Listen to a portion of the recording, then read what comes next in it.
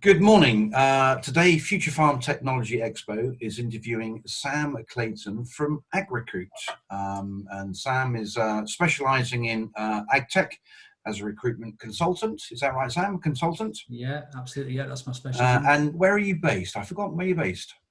Based in Milton Keynes, city of roundabouts, but we cover UK and even further afield. Great stuff. Thanks, Sam. So, can you tell me where did you start out, and importantly, what do you love about what you do? Well, to start with, how long I've been in recruitment for in general, that would be around 8 to 9 years now, which doesn't sound too long, but in recruitment terms, that makes me almost a veteran, really. The vast majority of that has been in tech recruitment, but across a variety of different sectors, working with companies from different sectors on mostly tech-oriented posts and requirements. And what do I love about it? Well, it's that sort of goes hand in hand with how I got into agri-tech, really. That probably started about 3 or 4 years ago.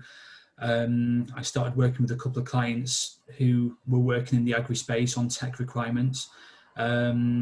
And the more I sort of started burrowing into that, the more I realised that actually it was a space of massive potential. There was a lot of funding going into it. It coincided with a point in my career where I was starting to think about, do I want to carry on just in recruitment as a means to an end forever, or do I want to do something with a bit more of a purpose to it, without meaning to sound too cheesy? So the agri-tech market struck me initially as having huge potential, and it's a market that gives me great job satisfaction to work in. I like to think that I'm doing my little part, or playing my little part in helping these companies find the talent they need to bring their great ideas to life. So that was about 3 or 4 years ago, and I bit the bullet and set up Agrecruit about a year ago as my own business, focusing specifically on the ag tech domain. So it offers you an opportunity to give something back to society, kind of in a philanthropic way. Yeah, and as I say, I don't want to sort of sound too cheesy or cliched. It still pays the bills at the end of the day, but it's something that's much more interesting for me. It's something that when my friends and family ask me about what I do, it's always an interesting talking point about what is agri-tech and what's going on in that domain. And yeah, I do get satisfaction out of thinking that I'm playing my tiny part in helping these companies achieve what they want to achieve, and it is recruitment that has further down the line some sort of positive societal impact, rather than just as a means to an end. Nice. So, biggest changes in recruitment that you see? I mean, obviously, digitization in recruitment has got to be one of the biggest things. But what have you seen in recruitment change-wise? Last 5 to 10 years, Sam.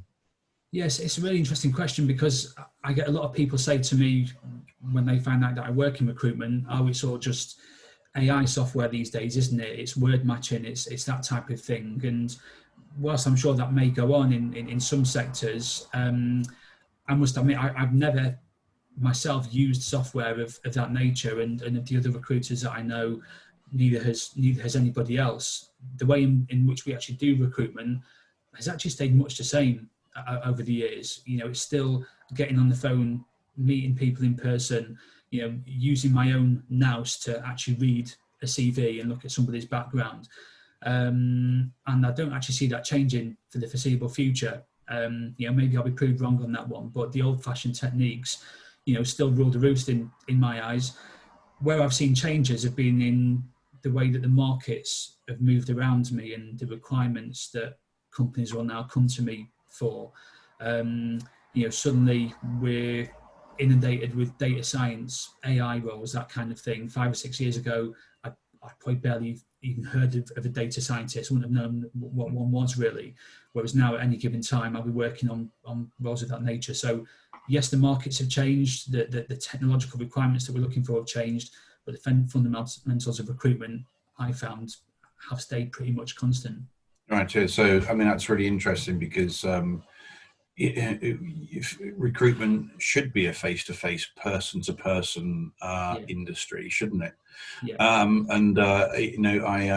hear lots of stories of colleagues who are looking for jobs or have been looking for jobs, and they're so worried about the CV reading stuff, and it's very heartening to know that a person doing your job actually bothers to read the CV, to get under the skin of that person, and to know more about them. And I'm guessing that kind of job roles might have changed, more back-end developers, and I think you alluded to this a moment ago, but some of those roles just didn't appear very long ago, did they? Yeah, I mean, the data scientist one is probably the best example of a role I can think of that, as I say, a number of years ago, I probably would have barely ever heard the term data scientist, whereas now it's a role that, as I say, if you call me or talk to me at any given time, I will be working on data science roles. So I think everything's much more data and AI driven, and that sort of filters into various role types. Software roles are probably different from what they were a few years ago, because they're now more data and AI oriented in many cases. So yeah, the rise of data and AI is what's really changed things, I would certainly say, and that's just accelerating from what I can see. Yeah, I'd say not a new area of farming, of course, but it's getting more and more exposure, more investment going into it, and its profile is getting higher each year. Why do you think this is happening, Sam? Well, I think working in the generic tech market as I used to for a number of years, I'd seen technology have a revolutionary effect on a number of sectors. And I think with the agriculture sector, the rise of agri-tech is really a case of when it was going to happen, not if, in my view. I believe that the agri-tech market is growing massively simply because it actually has to happen for the benefit of the human race. If we're to produce more food in a more environmentally sustainable way, feed the growing population, be well placed to overcome challenges like COVID. I think it's almost non-optional for us as a species. I think the agri-tech revolution, if you want to call it that, is happening because it has to happen.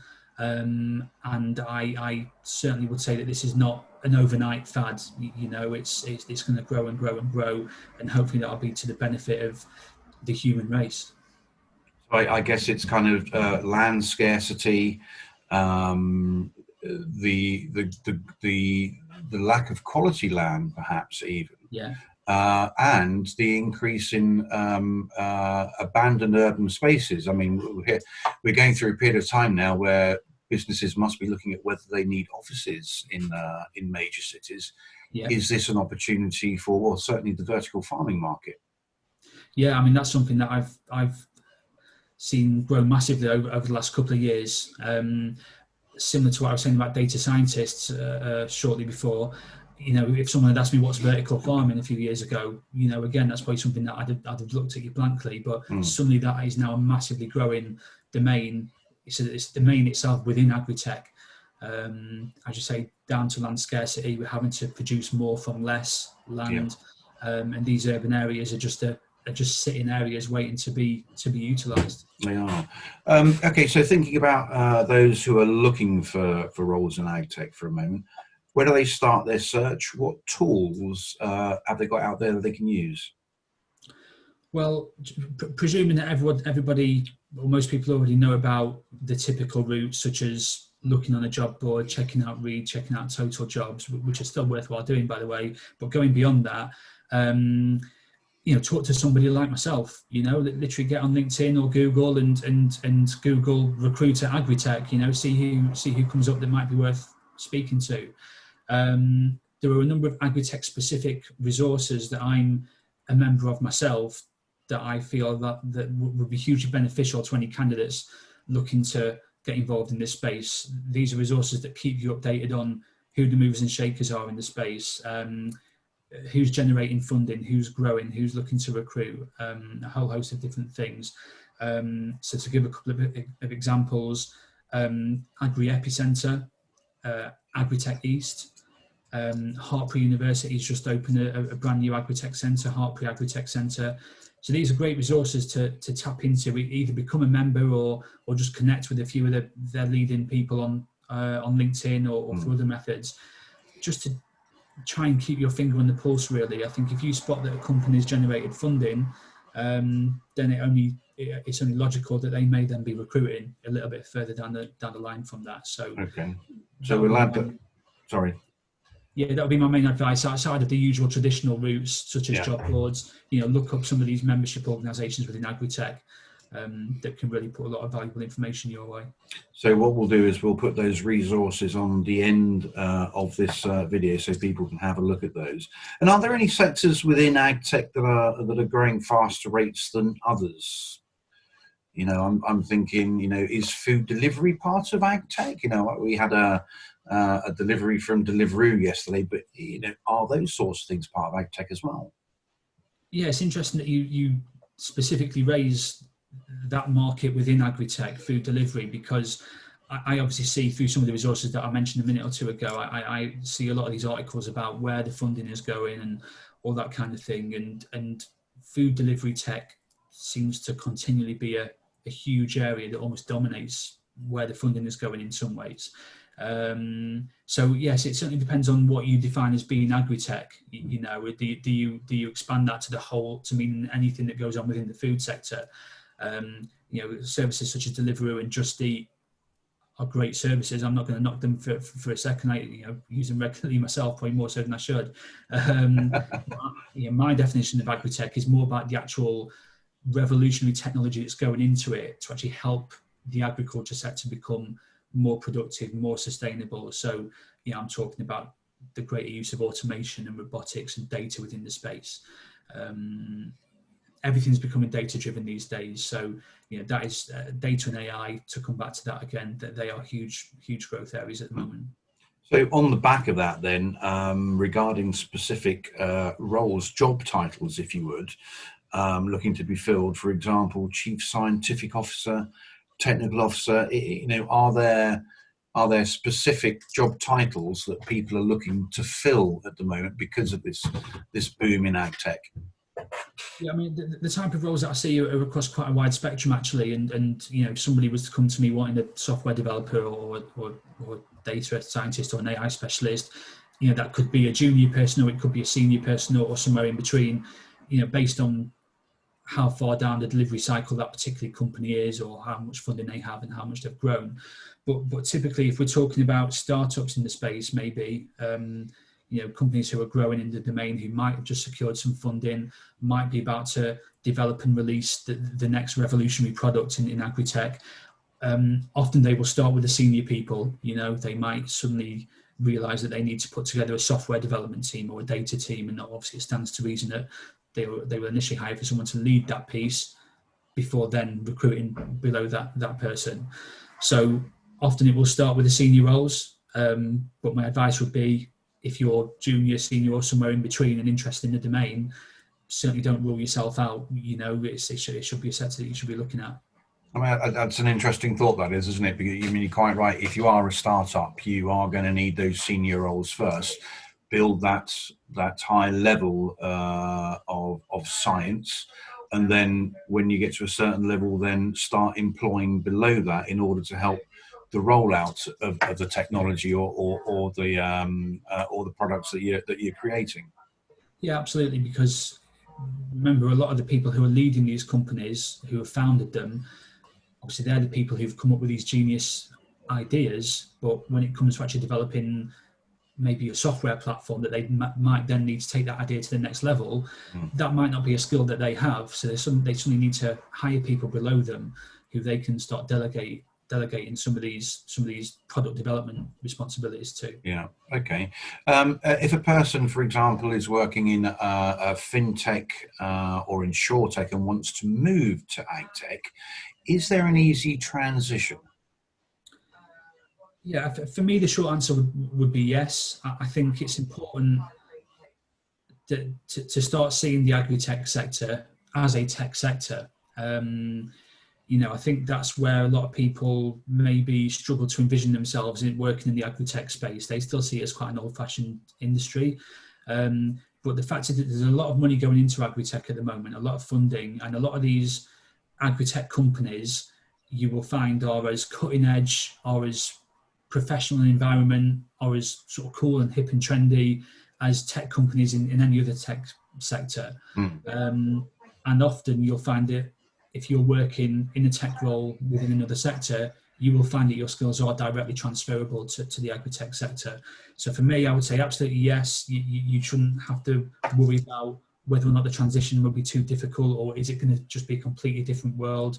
You'll be walking into a high-tech environment in agri-tech, utilising the latest technologies, working in a professional environment, just as you would be in any other tech domain. So absolutely, people should be taking it seriously as a domain to work in. And I suppose the benefit of going into ag tech is that you would actually have some field time, some real field time, welly boots, and getting a bit muddy to actually see where your tech is going or what your tech needs to do, and that's got to be a unique selling point, hasn't it? Getting out of the office, getting out of the lab, and into the field.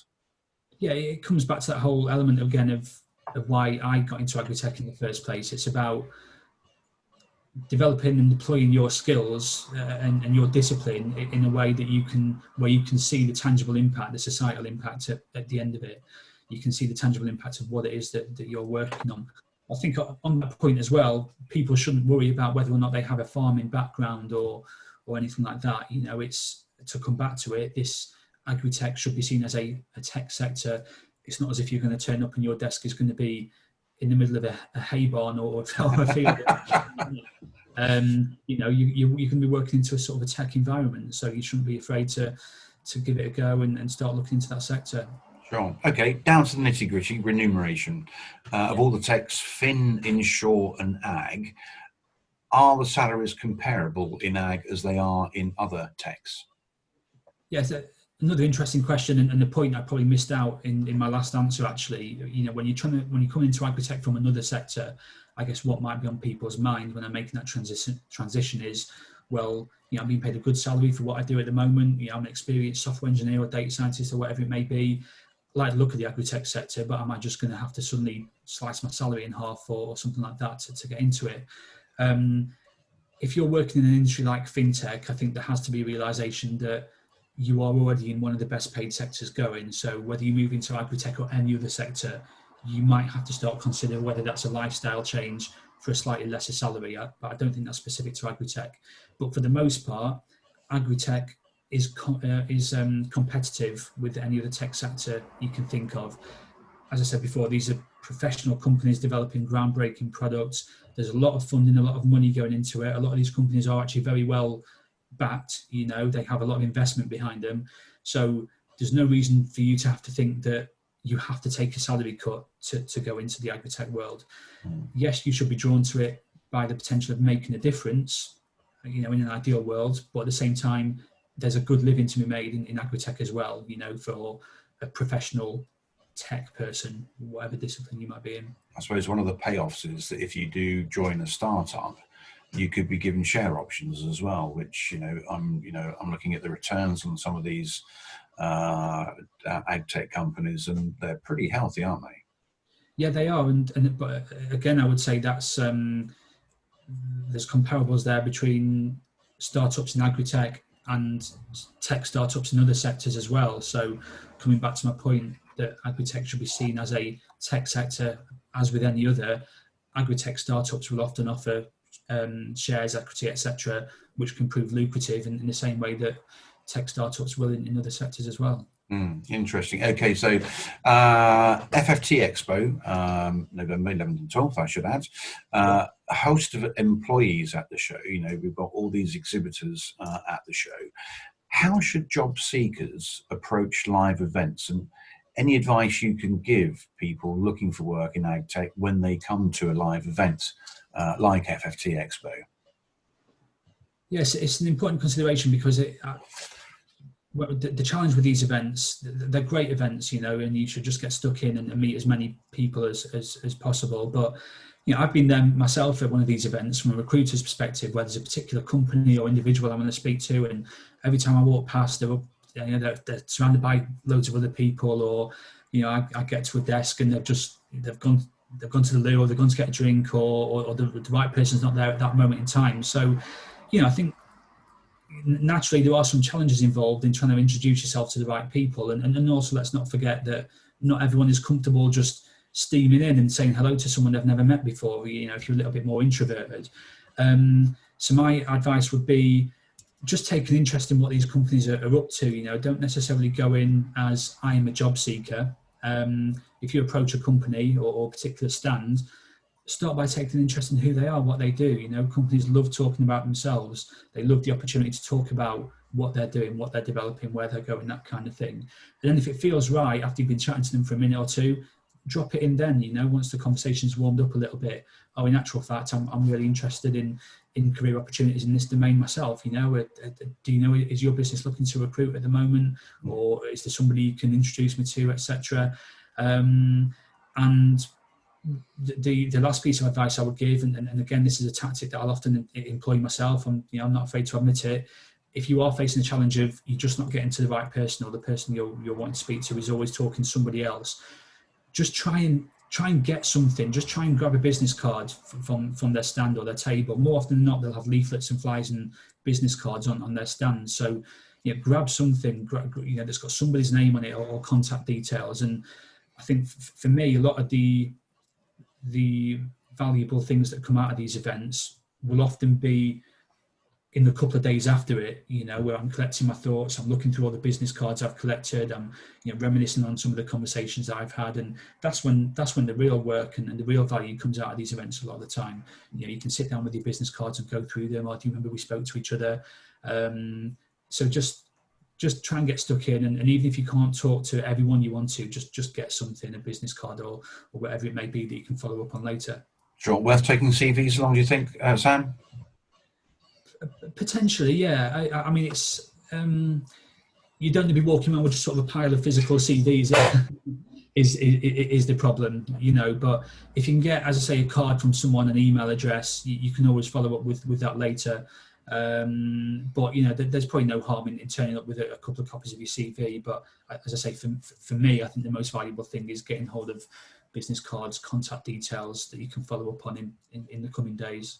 Okay, great stuff. So as we draw to a close, Sam, how can people get hold of you?